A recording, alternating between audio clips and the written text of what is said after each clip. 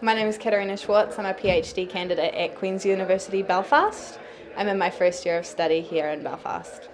So my topic is dealing with historical injustice and how it is that we grapple with the past and how we redress that in the present, asking questions about whether that past is still relevant today, to what extent we have a duty to remedy that, and to what extent states have an obligation to victims and to the present survivors and to the descendants of those survivors and of those victims to make up for the wrongs of the past.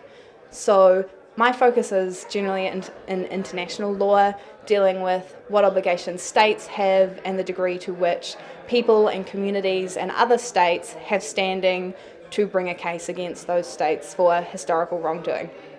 There are a number of bars that exist in terms of dealing with that within a judicial structure, which often means that they're dealt with in the political arena, which has its own bars and its own issues to deal with. But most importantly, what is central to my understanding of dealing with the past is considering reparations in a more progressive way, considering redress as not just giving an award of money or not attempting to return people to the position that they were in before the wrongs were committed, but dealing with the consequences of those wrongs as they exist in the world today and trying to grapple with those by not just awarding money, but by educating people, by apologising for wrongdoing, by acknowledging that wrongdoing and that injustice, by investigating, by prosecuting, by bringing perpetrators to justice, and in all senses attempting to recognise the identity and the dignity and the fundamental human rights of people who were victims, survivors, and part of a collective group that were victims of